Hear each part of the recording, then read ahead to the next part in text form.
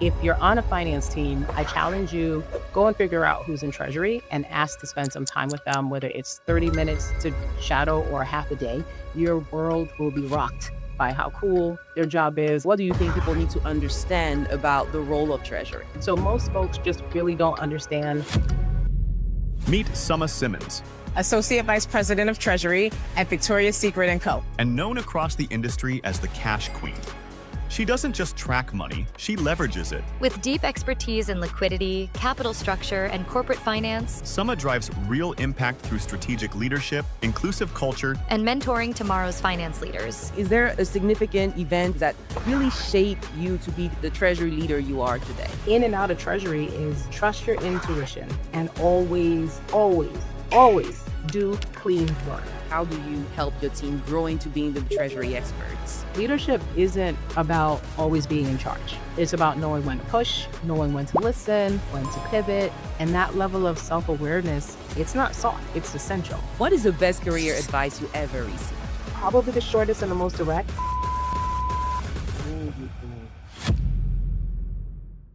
Welcome back to the Diary of a CFO Podcast, the podcast where finance leaders share the lessons, challenges, and wins that shape their careers as well as their organizations. I'm your host, Wassia Kamon, and today I'm super delighted to have with me Summa Simmons.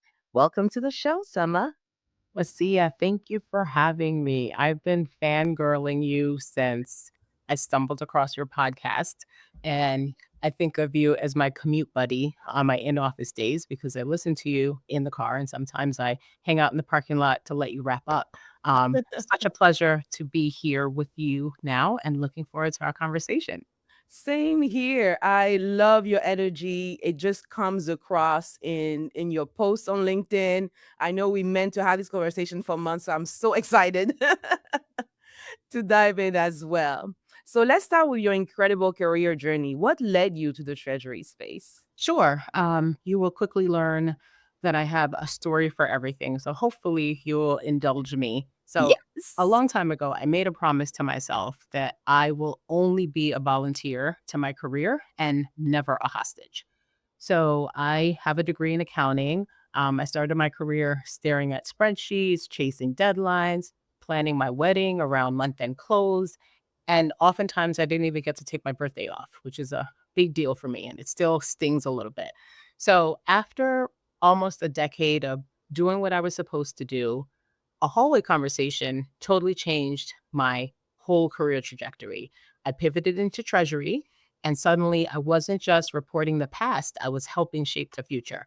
After stepping into some introductory roles, I now lead Treasury for a luxury intimate apparel retailer.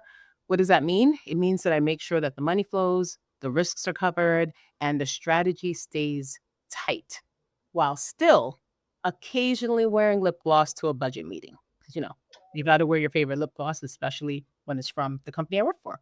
So the real plot twist, I would say, is that none of this was part of a plan, right? I stopped trying to force my career into this neat little box that I figured out somewhere in my 20s. And I started making room for wild opportunities that didn't come with a job description. Because the best chapters of your story, they don't come with turn by turn directions. You just have to follow the detours and you just have to trust that you're still on the right road. Oh, very well said. That you're still on track on the road. So inspiring to hear that. And also, by the time you ended in Treasury, I know Treasury is not always like a function that's popular in finance, right? So, why do you think it's overlooked? Because it has so much impact. Like, what do you think people need to understand about the role of Treasury? I think it's overlooked because most people don't know what Treasury is. They don't realize what Treasury professionals do. We are somewhere between, or at least the perception, somewhere between accounts payable, accounting, and FP&A. And so the danger is we can physically make a payment, right? So the first time you make a payment for someone, you just became accounts payable. We do dabble in strategy. So it feels a lot like financial planning and analysis. And we do spend a lot of time with our accountants because as we're thinking through transactions, we need to make sure that the accounting will work. So most folks just really don't understand where we are in the finance organization, they don't necessarily understand how it works. And what they underestimate is that it's such a niche discipline within finance, and it's overlooked because no one learns treasury in school. Like, we all went through managerial accounting, cost accounting, government accounting, fund accounting. We did all of that, but there wasn't this, how do you manage cash? There wasn't this treasury management idea. So most of my peers, everyone that I've kind of grown up with, we all stumbled into it. Most of us started out in finance, some of us not at all. And it was on the job training. So I think of it almost like the vocational discipline in finance that most people have never heard of. And I'll make a shameless plug. If you're on a finance team, I challenge you, on your next day in the office, go and figure out who's in treasury and ask to spend some time with them, whether it's 30 minutes to shadow or half a day. Your world will be rocked by how cool their job is, all the different things that they see. Some things you may not be able to see because they may have signed an NDA regarding it, but it is this gem within the organization that really is the backbone of the company. I don't know, I'm going to date myself and say back in the day, Chevrolet's mantra used to be, it's the heartbeat of America. Today's Chevrolet. Treasury is the heartbeat of your business. Like, they are making sure that payroll is funded every week, every other week, how often that is. They're making sure that all of your rent and leases are up to date. They're making decisions around what you're acquiring, what you're divesting. They're making decisions about how much you're going to reinvest in your company, if you think of it from a capital expenditure perspective. And all in doing that, they're still managing physical cash in a bank account. And so there is this very tactical piece where you keep the lights on. And then there is an equally large strategic piece, like, what does your capital structure look like? How much debt versus equity do you want your portfolio to be made up of? How do investors respond to that? Balancing your capital structure. They make sure you have access to liquidity or cash, whether or not you have banks that are lined up to lend you money, what that all looks like. So it's fascinating, and I get excited when we talk about it. And full transparency, most companies, the people in the finance organization, don't know what Treasury does. So we recently did a Treasury 101, where we basically opened up our 10K, and we showed pages that people are very familiar with. And then we told them the story underneath it. What does this mean? How does this translate from an inside the building perspective? When we talk about, our big credit card, the big loan, what is that? How did we get there? And it was incredible how the light bulb came on for our colleagues, right? And we had so many inquiries about, well, what do you guys do in this situation? And when are you going to have your next job opening? And that's my favorite part, right? Like, when people Yes. want to go in the treasury team, I know that we've done something right. And I challenge everyone to go and seek out your treasury team. They're probably hidden in a really tiny corner somewhere, and there may not be many of them, but I assure you they will not turn down the opportunity to explain what their day job looks like. That's amazing. I love how you said we did something 101 to bring people along. So now I'm curious, how was that transition for you moving from accounting to treasury? Because I'm sure your accounting background will help you because, like you said, accounting, treasury sits between accounting, FP, and AP. So what was that transition like for you? Were you excited when you saw treasury? Were you like, what is this? A little bit of both, a little bit of all. I will say the conversation that I had with the leader that was inviting me into the role was epic. So we're standing literally in the pantry. I'm making tea. He's grabbing a coffee, and he says, "Hey, I just moved up from controllership to treasury. I have a role open. Would you consider it?" I was like, "I don't know anything about that." And he was like, "It's budgeting." He's using all these words that I don't use in my vocabulary, like liquidity and forecasting. And I was like, "I don't know what any of that means. I'm happy to read the job. I'm happy to talk about it." And he said, "Is there anything that would be a deal breaker for you?" I said, "If I don't like it, can I go back to my old job?" And he said, "To book journal entries?" I said, "Yeah, that's the only condition I have. If I come on board and I don't like it, if we give it 90 days and I'm absolutely miserable because I don't know what liquidity means and I literally have to look it up. And everything that you're describing is in the future and everything that I'm accustomed to is in the past. So I don't have that nest egg to hold on to of, well, what did we do this time last year? What did we do this time last month? Everything that you're describing sounds like it hasn't happened yet. And as an accountant, I don't think in the future, I think in the past. It's all historical, as you well know. And he said, okay, I promise if you absolutely don't like it, you can come back. So maybe the first day of work or so in this new role, he said, I want you to open up. And back then we weren't as app heavy because I'm 110 years old. But he said, open up your bank account website. And I want you to look at your inflows and your outflows. And I want you to add 6 zeros to whatever you see in your bank account. And I want you, when you sit down to do our work, I want you to think about how you would manage the cash if it were yours. But practice in your own account. Just add 6 zeros, like to everything. And I was like, even the outflows? Like, I'd love to add 6 zeros to the inflows and we could eventually work that through my compensation. He was like, no, add it all. And it really helped in terms of, as an accountant, you're trained to be a fiduciary, you're trained to be really responsible for the company's money, their assets, their liabilities. But when you manage cash, it makes a big difference because that is physically moving out of a bank account. And so if you send too much, it's a problem. If you send too little, that's a problem as well. And I think the best thing that caught me up to speed in this role and got me excited was I am naturally curious.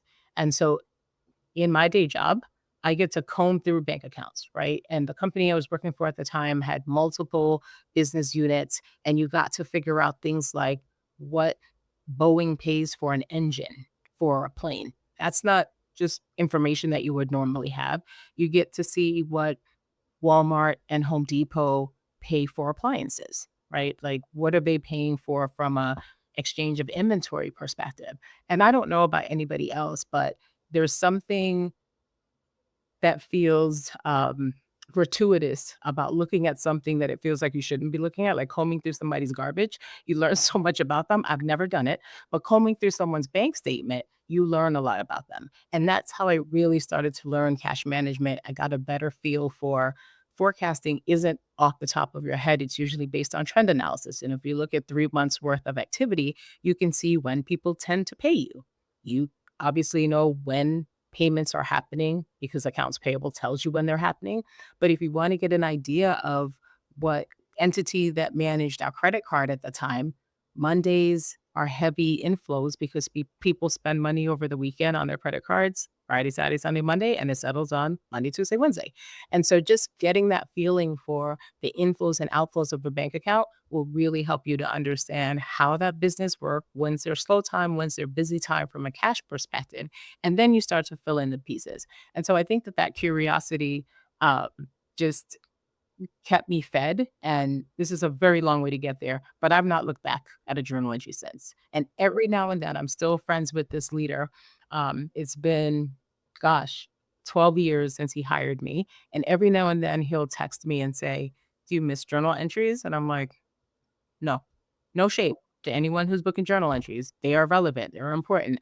I don't miss it. I really stepped out of the past and into the future. And what was best about it is because I came from accounting and because I understood and remembered having to chase people for things, I always kept them in the loop. Hey, this transaction happened. Here's the support for it. We created a folder for you because when you're ready for it in 3 weeks, we would have forgotten. So here it is, nice and packaged up, everything you need. So just being able to take that old experience with me and know what that felt like to chase. I just want to be a great business partner and I want to make sure that people know that I am being an advocate for them in their work and an ambassador for why that work is important, as I want others to do it for Treasury. So I think it's a win all around, and everybody should go find their Treasury people and spend time with them. Oh, I love it. I love it. And I like how you said you're making life easy for accounting because you were there, right? And you are that strong business partner for them. But what would you say are some of the way Treasury is a business partner to other functions like AP, the CFO, FP&A team, and other people across the organization? Because it's everyone's spending. So what does it look like to be a business partner in Treasury? Yeah, I love this question because when I meet someone who, for instance, I was getting a chai tea at work the other day. So I stopped by our cafe and the young lady who makes it, like, she knows exactly how I like it. We were talking about being particular before. She knows exactly how I like it. And when I show up, I don't even have to say anything. I just say, I would like and she was like, how you always get it? Yes. And so in her making it, she was asking, "Remind me what team you work on again?" And I said, "I'm in finance. I'm in treasury." And she was like, "I'm sorry, I don't know what that means." And I said, what I said to you earlier, I make sure that payroll hits every other week. I do all these things. And I said, I would argue that there is no one in our four walls that doesn't rely on treasury. It's impossible for a team not to engage with us directly or indirectly.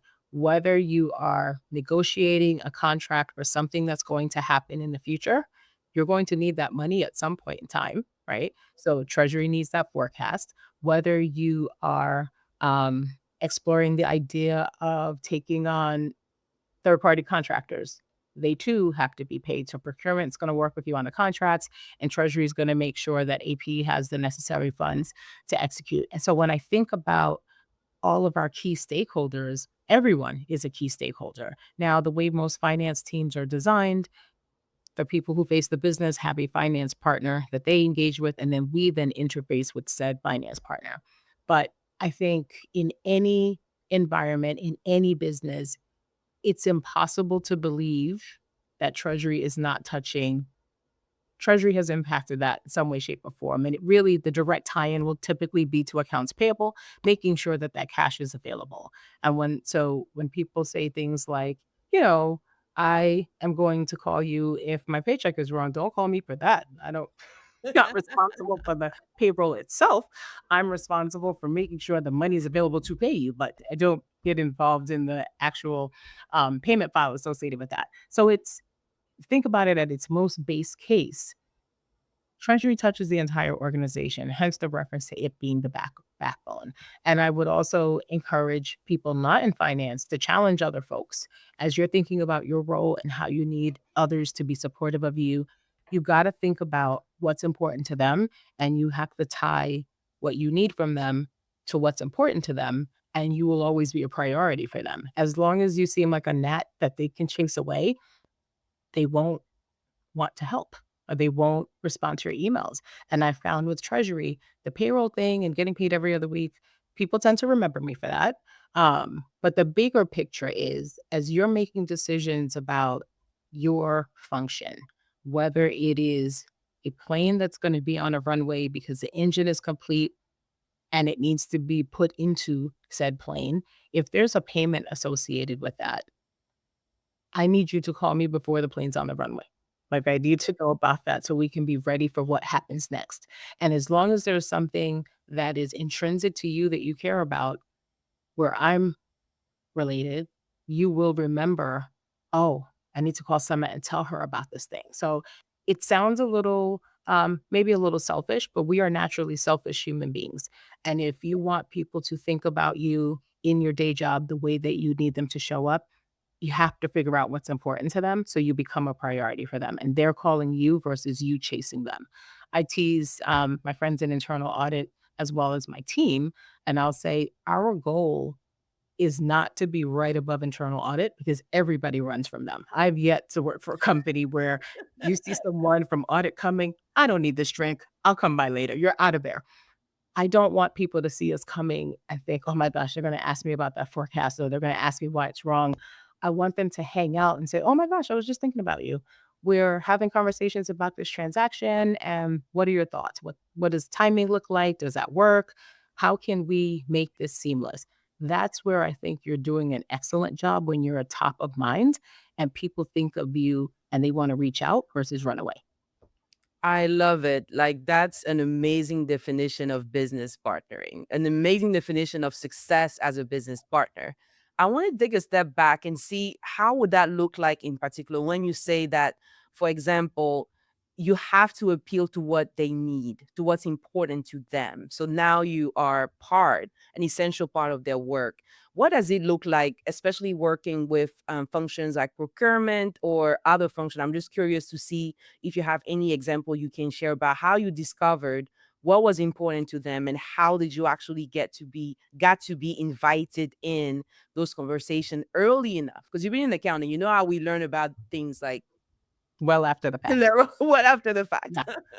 I think there are a couple of different examples, and if I'm being honest, most of them started out not on the best foot, right? Something went awry.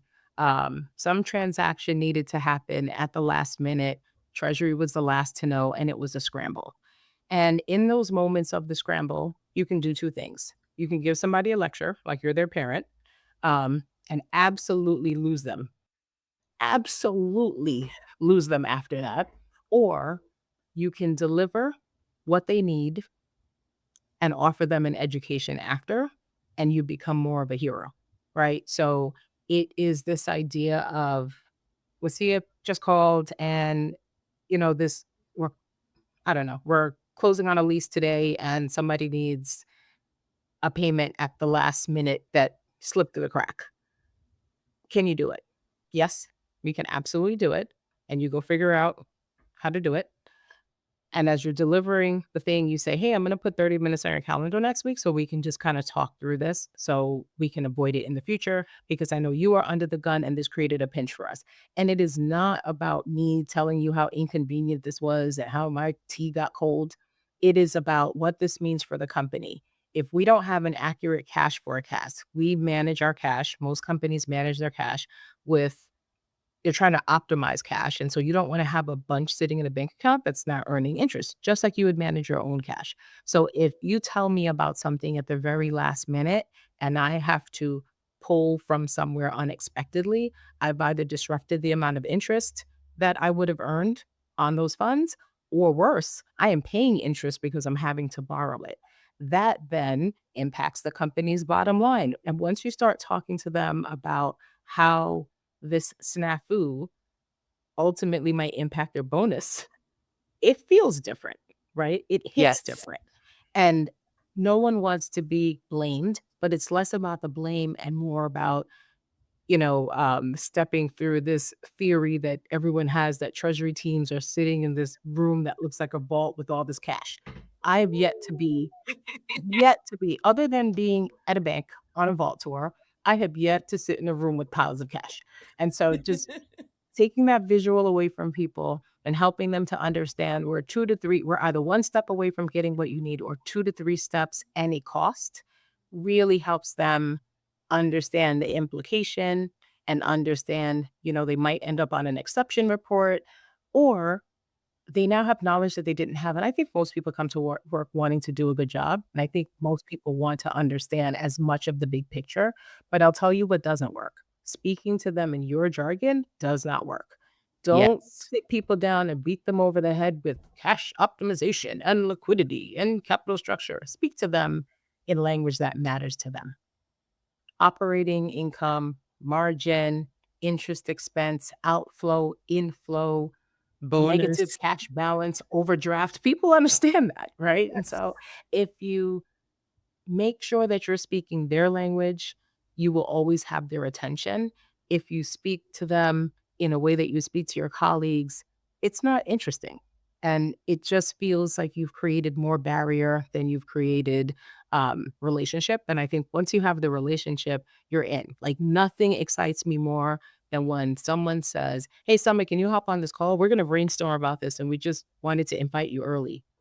Yes, I would love that. And if I can't, I'm going to send someone on the team because you also want to reward good behavior. Like you Yes. want people to bring you in early.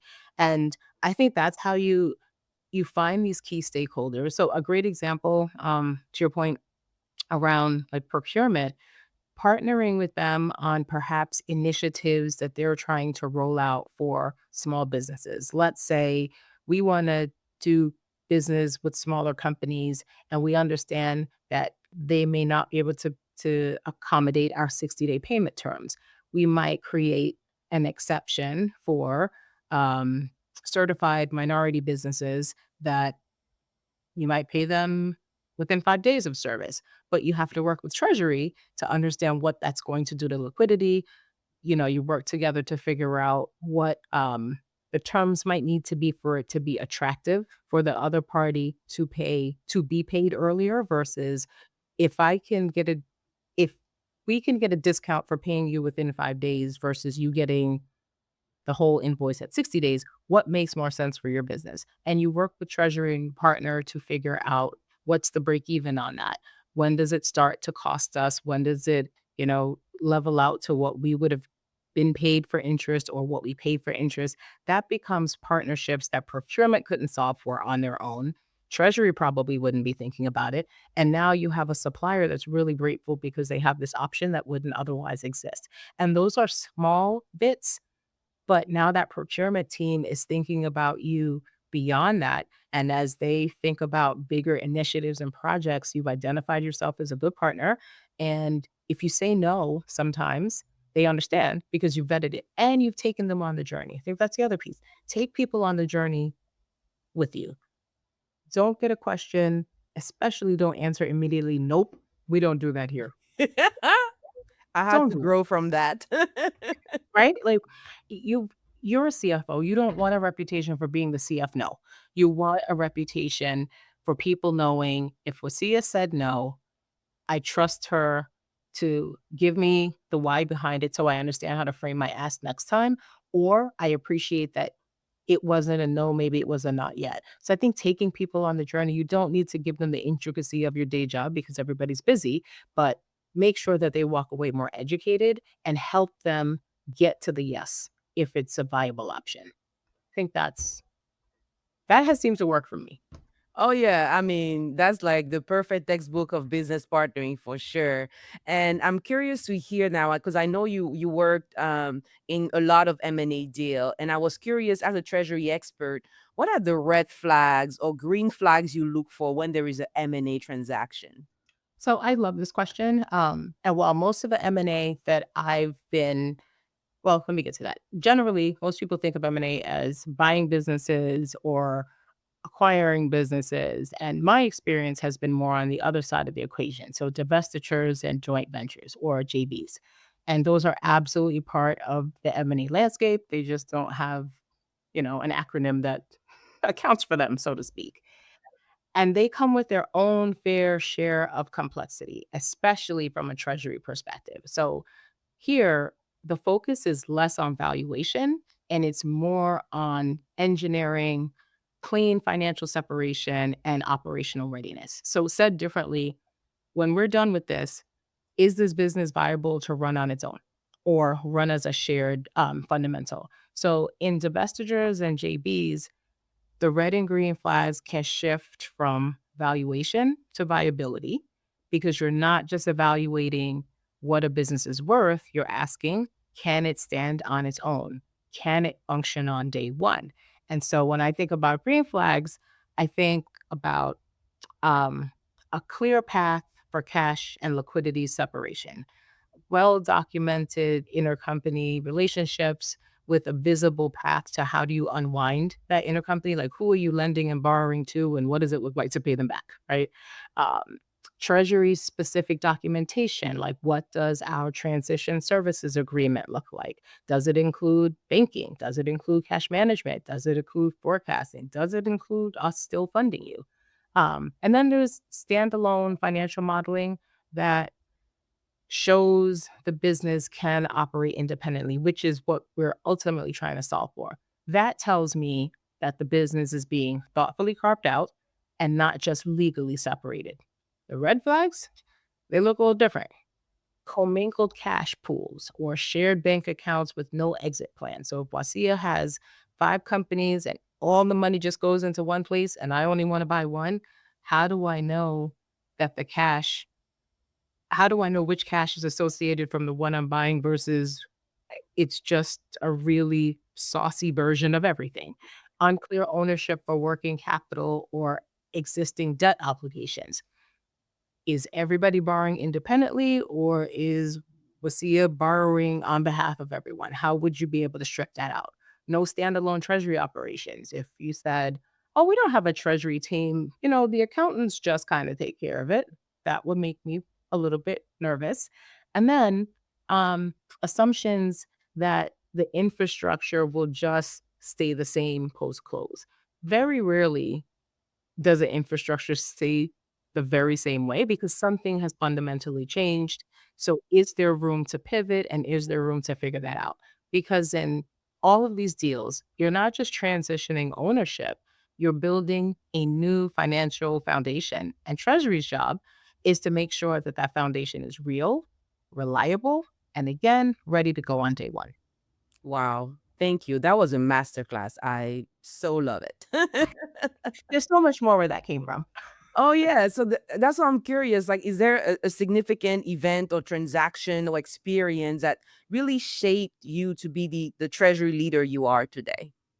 I, in the context of M&A, I don't know that there was any one thing that's happened in my career, but something interesting happened, and it just happens to align with M&A, and I think it's worth like, sharing this story with you. So early in my career, I supported the tail end of a pretty major divestiture.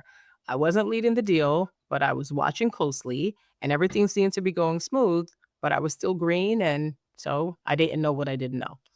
Years later, I'm at a round table, seated next to the treasury lead from the acquiring company. We'd never met before. I randomly used a term from my GE days, from my GE treasury days, and she immediately recognized the term. It turns out her team had adopted and kept most of the treasury process that we handed over to them. So they even like adapted what was existing to accommodate this new process. So that moment really just stuck with me because I didn't own the deal. I can't take any credit for it. But I clearly inherited excellence. And I've carried a lot of those standards into every role I've had since then. On the flip side of that, I've seen deals that had so many red flags in the beginning, like no clear handoffs, limited treasury involvement, shaky fundamentals, and let's just say they ended how they started, right? So, what this taught me in and out of treasury is trust your intuition and always, always do clean work because in any environment, and I'll use mine in treasury, what you do today might come back to you 5 years from now, or you could wind up sitting next to the person who owns it. And you either in that moment, you become really fast friends, or you spend the whole time pretending to check your email during lunch because you need to avoid because they've Wow. said something and like this was a mess, this thing was terrible. And so just lead with your best at all times. And if it comes back to you, fantastic. And if it doesn't, know that you've put a good work product out into the world. And I just encourage my team to do that at all times. Let's not throw things over the fence, especially if you're on a project. Be the person that people want to work with on a project. Uh, I like to think of it as some people are amazing and they will say on budget, they will get that work done, but they leave a trail of bodies. And when time comes back around and there's this big project and people want the visibility, oh, Wassia's on that oh, never mind. I'll take my chances. I'll stay where I am because you weren't a great partner to work with. You got the work done, but you might have been unpleasant.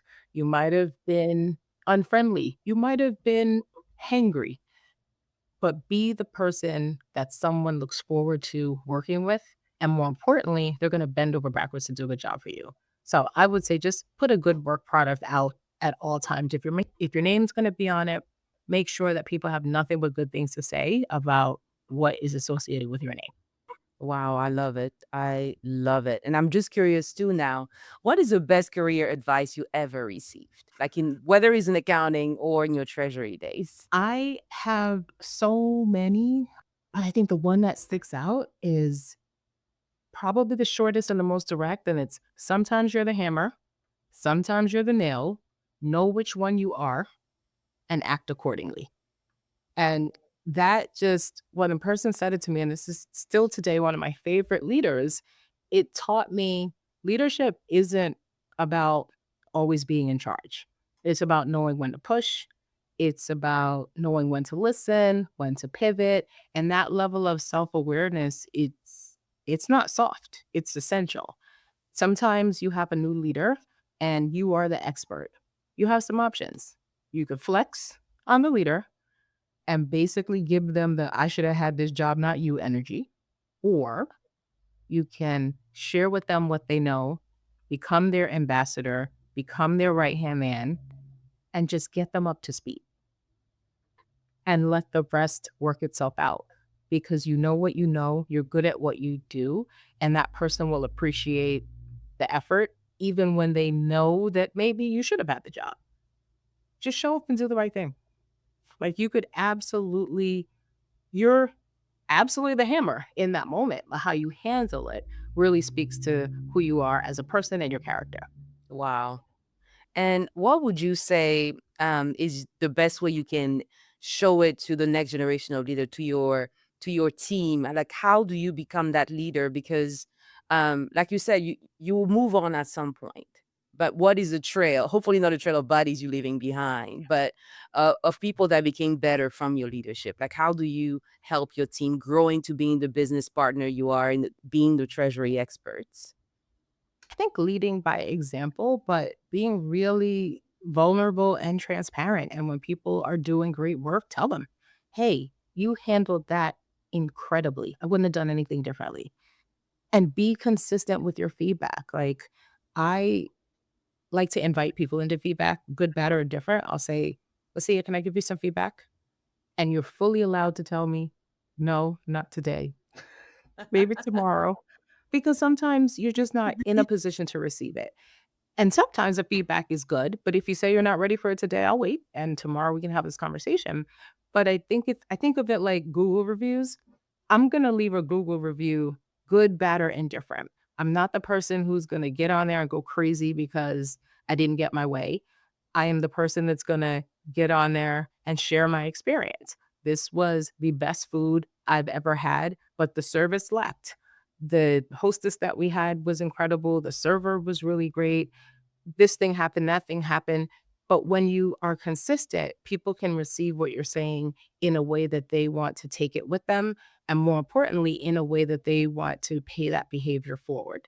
And I think from all the teams that I've been on, I like to believe that I'm getting to know folks that work with me.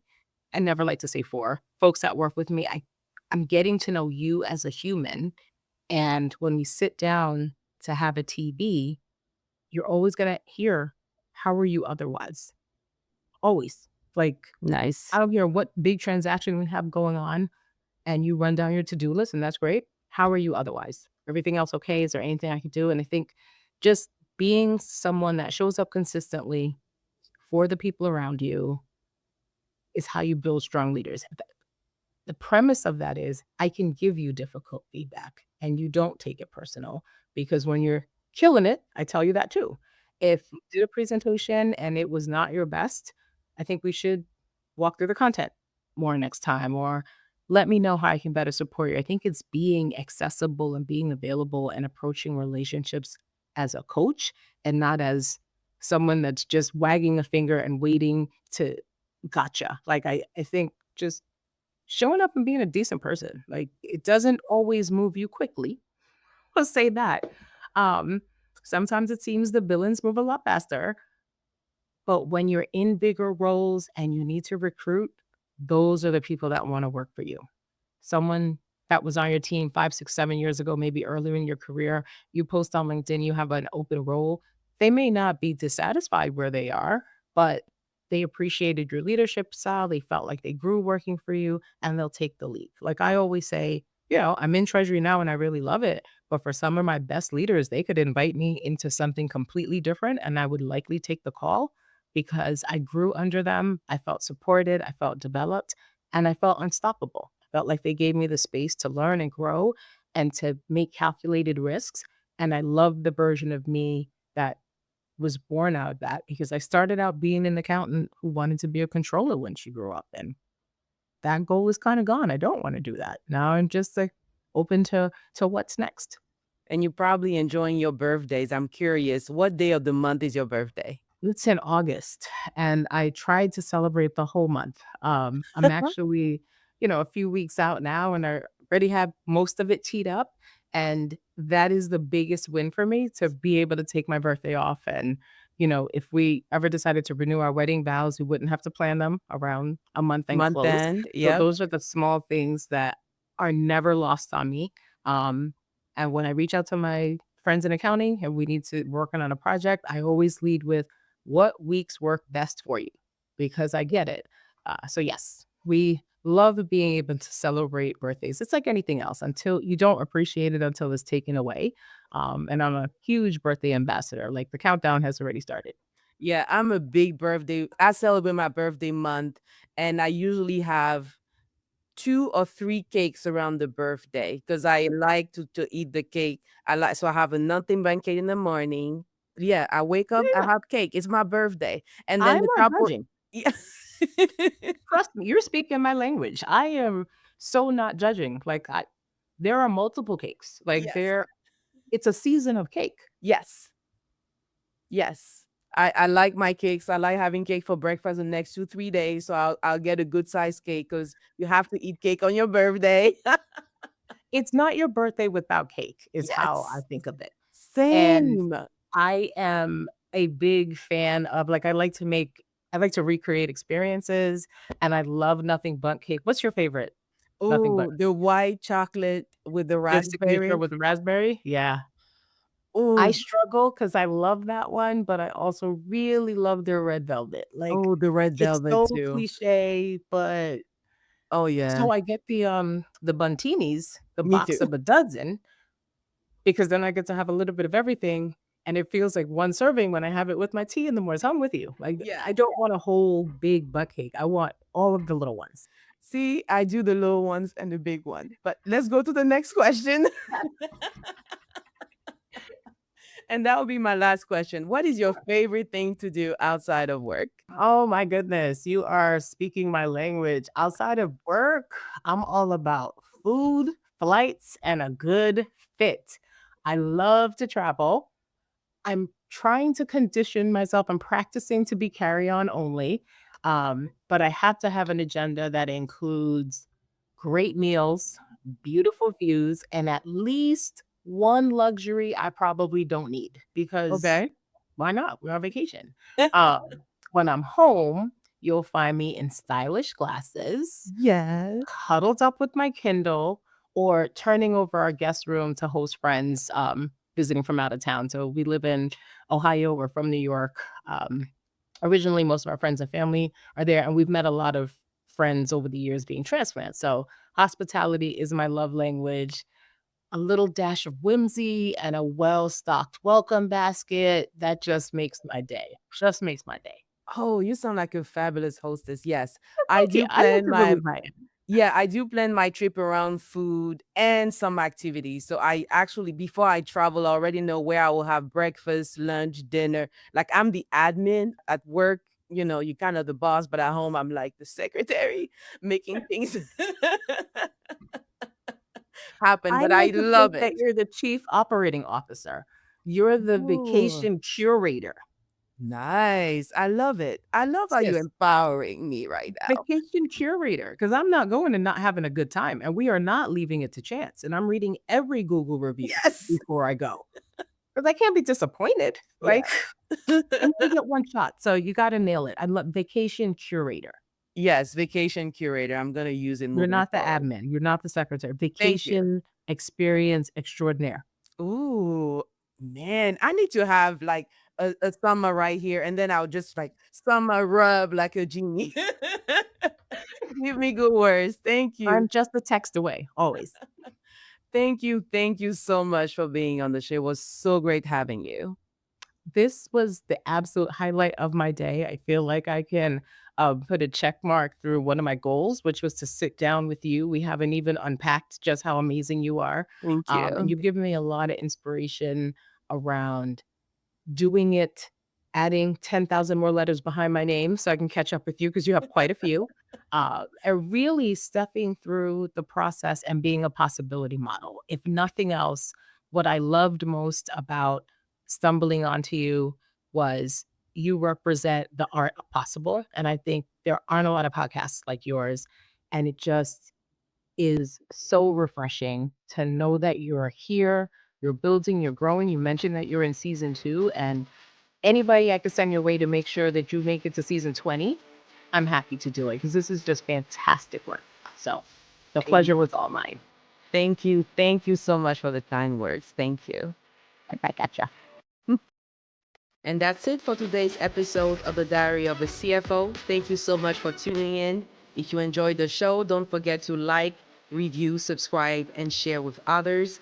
Our website is thediaryofacfo.com. That's where you can find all the episodes, access all the guest profiles, see their bios, and the social media links. It is also the place where you can apply to be a guest on the podcast and have information about how you can sponsor the show. As always, if there is any topic you would like me to cover in the future, just email me at ask@thediaryofacfo.com. Again, the email is ask@thediaryofacfo.com. See you soon.